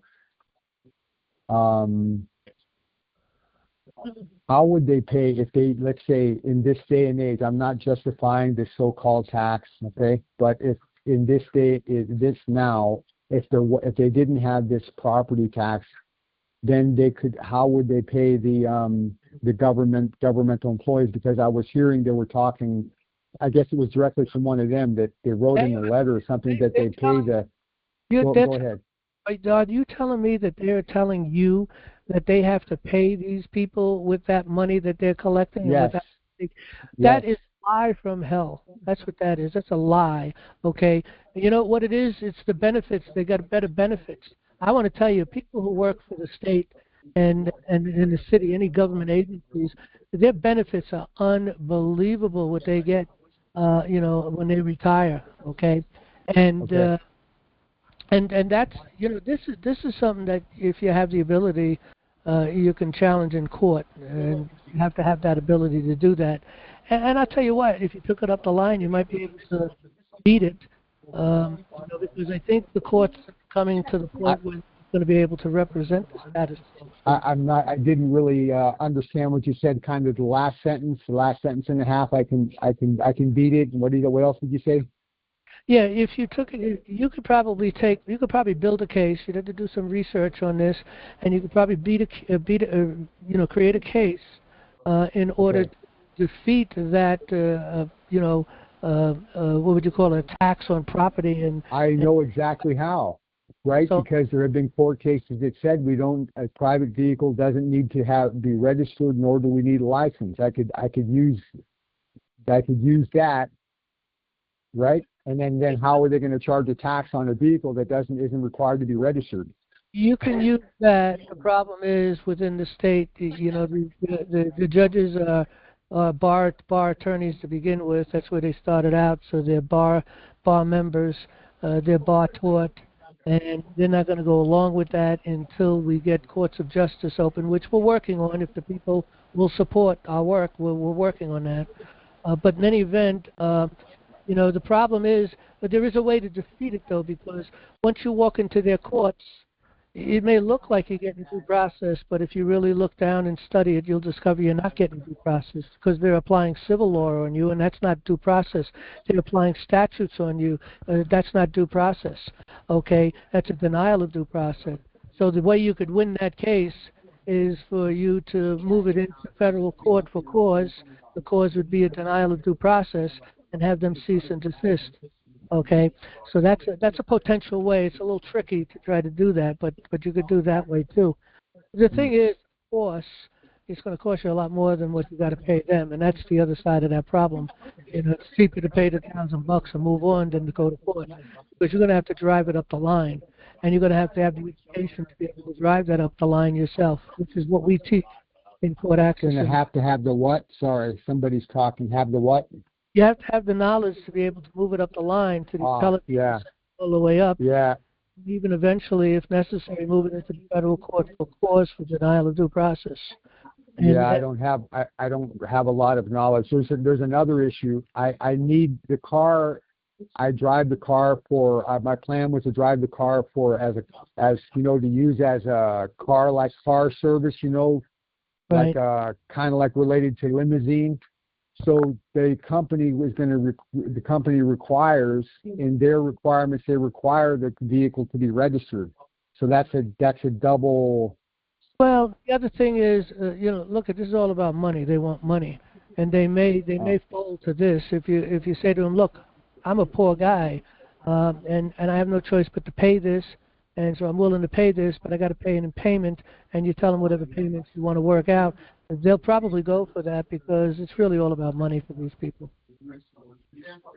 Oh, pay in installments, this so-called back tax that I owe. Right. So, I mean, you could do that. I have a friend who had a lot of tickets, parking tickets, and he's doing the same thing. He's going into the court to say, look, I need to be able to register a vehicle, but I got to pay this off, and I'd like to pay it off, but I'm a poor person. I haven't got the money to pay it, but I can give you X amount of dollars a month until I pay the fine off, and I can see them letting you go through this process. Okay. All right. So I just wanted to share with you in relation to the other thing. You remember that was about the house that they started the foreclosure, the bank. Yep, I remember. I kind of haven't. I don't know. It's kind of maybe I feel daunted in relation to, because of my lack of experience with the courts and stuff like that. I haven't started the process, and I don't know whether it's even that. I hate to say this, whether I'm even going to be. I don't know. Go ahead. Is this in court right now? Are you still going to court? It's not. I haven't initiated anything yet. Okay, but are they initiating anything? Yeah, about a month ago, or a month and a week ago. What did they do? Did they file anything in the courts? A guy called me, one of those people who offer to buy a person's property, because he goes and looks in various records to see which houses are on which are going to be foreclosed. And he told me that they started, it was like on July the 2nd or July the 3rd or July the 4th or something like that last month. And they didn't notify you? That's when they started the foreclosure. Go ahead. They didn't notify you of this? Well, it was my mother's house. She died, remember? So it's not, the house isn't in my name. Yeah, they know that you're the person that should be notified that there's a process being proceeded. It's called a non-judicial foreclosure. okay? And you can force them into the courts, and at that point the courts kind of get stuck, and that could go on for years because the whole thing is a crime, and the court will appease them because they got to appease the process, they got to appease the the status quo. And but you can go through years with this. Meanwhile, you can move it again. You need to get educated in the law. You can do that here, and then you can move this into federal court for cause. You can sue these people for going behind your back, trying to steal your property with a foreclosure and not even notifying you of it. Okay. No due process. No due process. Which amendment is that again? Which amendment is that? Well, it's the Seventh Amendment, I believe. Seventh Amendment. Yeah. Okay. Maybe the Seventh Amendment is a right. Okay. But it's the Fourth and the Fifth and the Seventh collectively. Those are the what do you call it? That's what you want to apply. Those are the amendments you want to apply. Let me open up. Quickly read them, those amendments, okay?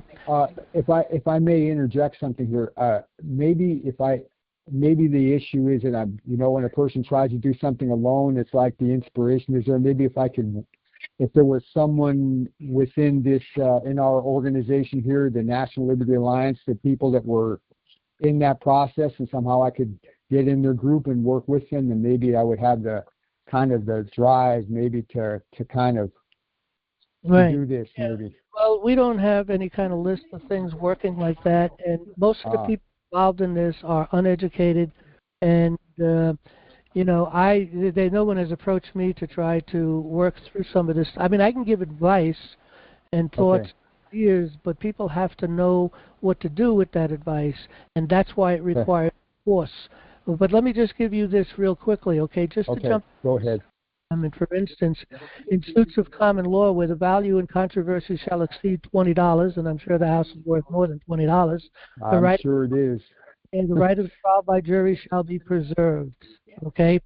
And now you also go over to the Fourth Amendment, the right of the people to be secured in their person, houses, and papers in effect against reasonable searches and seizures. They're coming to seize your property.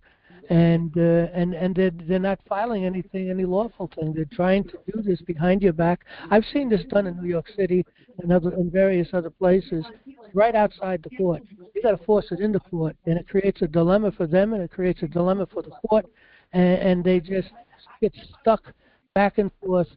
Sometimes for many years, more often than not. But every time they have a hearing. What was it you saw done that somebody submitted a countersuit? Is that what's implied here? Somebody submitted a countersuit. Well, that's what I would do if I were you, because they're going behind your back to do a foreclosure. You want them to cease and desist this unlawful activity. You have a right of due process. They can't just come and take your property. Who are these people? Who do they think they are? And so again. You cannot be, deprived of life, liberty, or property without due process of law, okay? Nor shall property be taken for public use without just compensation. That's the Fifth Amendment. So you got the Fourth, the Fifth, and the Seventh Amendment, the rest of them.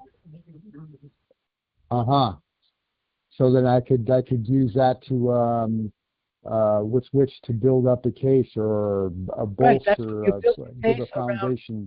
Exactly. You build your case around those three amendments. Okay?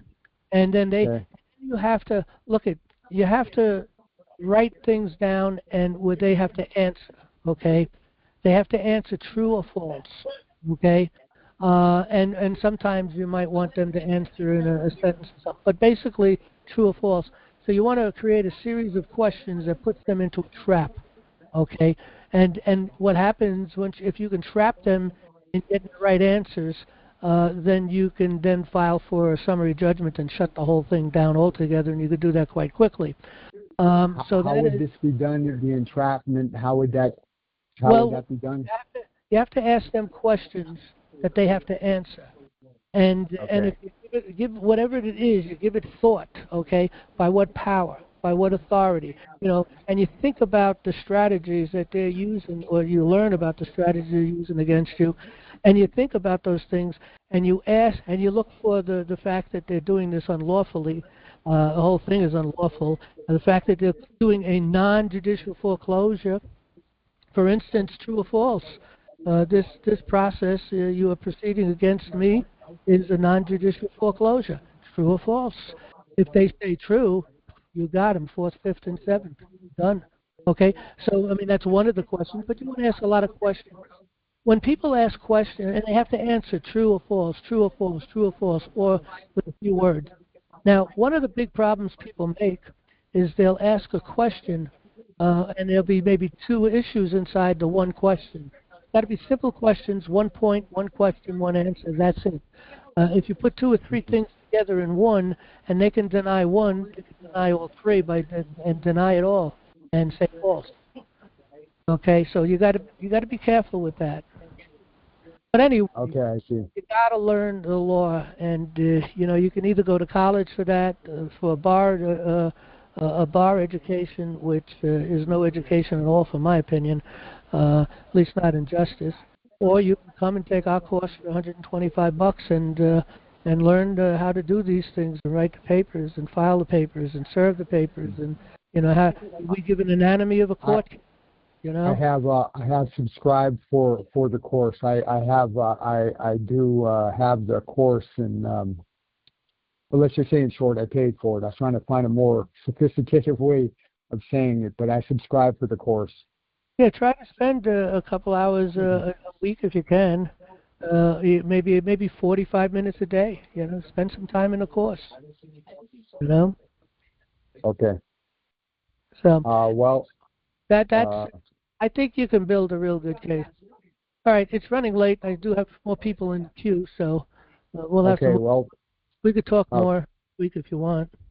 All right. Thank you. All right, thank you. We only got 5 minutes, so we're going to have to do this quick. I'm sorry. I apologize. I wasn't paying attention. We'll take our next person. It looks like Brett. You got the mic. Go right ahead. Hello? Yep, go right ahead, Brett. Hey, What state you from? Wisconsin. Wisconsin. Okay. Yeah, so my question quick here is, what as far as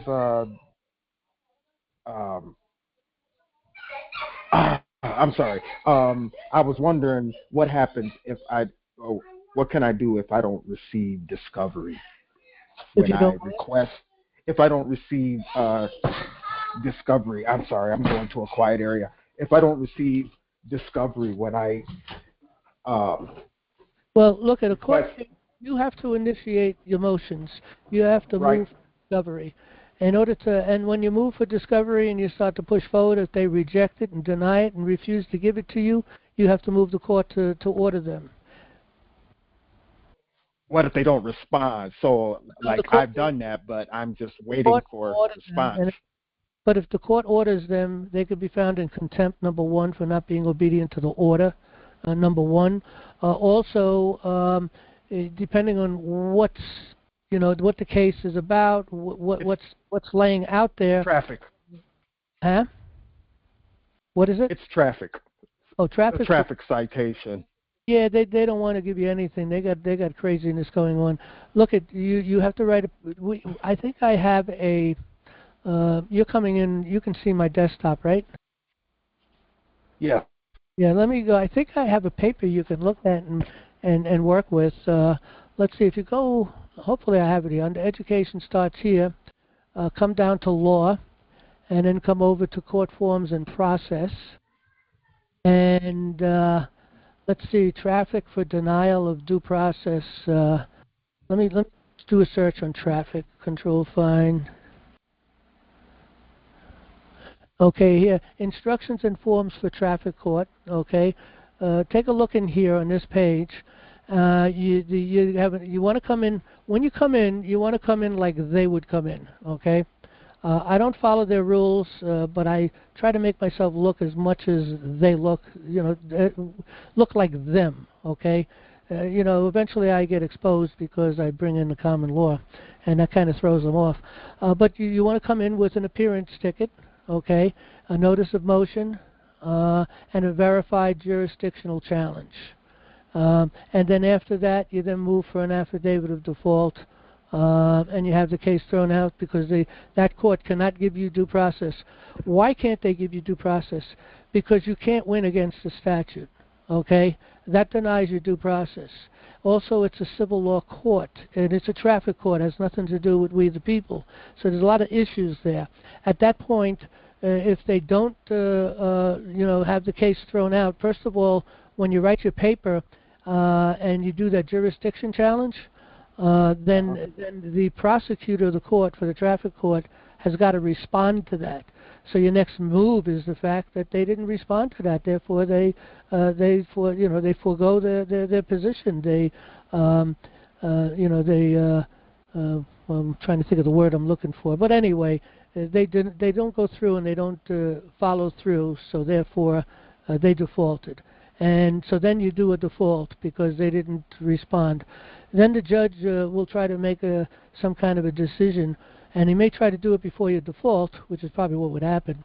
And your argument is look, I wrote this paper, and it's a sworn affidavit. Affidavit stands as truth in a court of law, and an affidavit unrebutted rules this court. That prosecutor did not respond, so you can only judge off of my paper. You can't make positions for that guy. Okay, that's kind of the argument you got to make before the judge. He's going to ignore that anyway because they don't even know what you're talking about. Those people are the lowest educated people going to begin with. And so then you do a default, and he's going to deny the default, and then you move it to federal court for cause, for denial of due process, for an order for cease and desist. You do, and remember, if you move it to the federal court, then you have to, you cannot bring in the case itself. I've been in federal court where the other side brings in the case, and the judge got right down hard on the other side.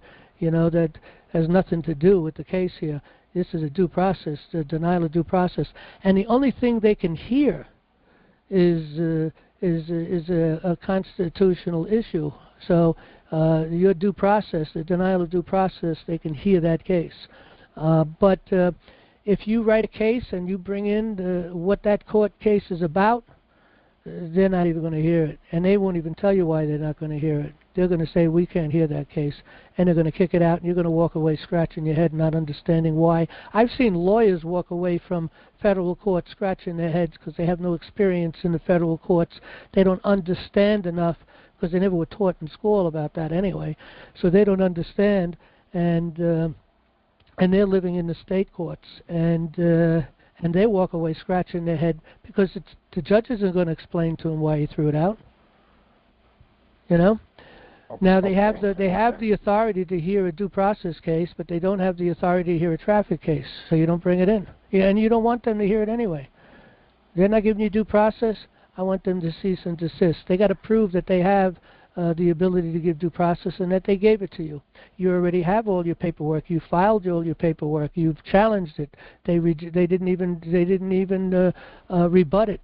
You filed a default, and the judge didn't obey the law. And so you bring in the court and the prosecutor and the judge all together into that court, into the federal court. And the judge, the prosecutor, and who else? Well, the judge and the prosecutor. You can't necessarily, I said the court also, but you can't really sue the court per se. I'd have to think about that. I always just go for the judge and the prosecutor. Meaning their names, right? Right, those are the people you're suing.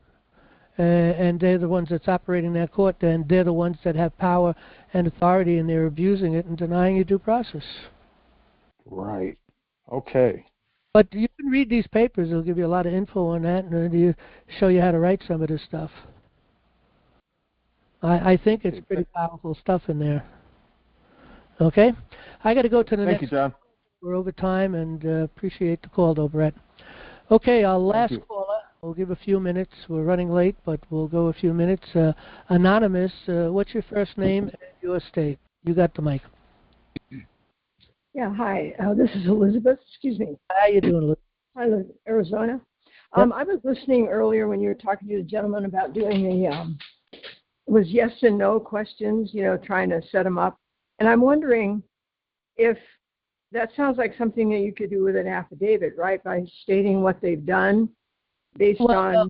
It's in the main, look, when you file a court case, okay, you know, again, if you take the course, there's a layout of things you do, and one of the things you do is you're going to ask them questions, and you know, and you label it admit and deny. It's part of the original filing of your paper, Okay. and you want to admit or deny, and then you put the list, you know, number 1, number 2, number 3, number 4, admit and deny this fact, that fact, this fact.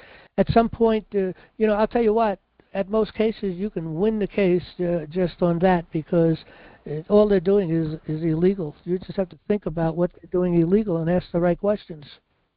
Okay. All right. Thank you, John. That's all I needed. Thank you very much. I enjoyed this. Thank you. I learned something. Okay, appreciate that, Elizabeth.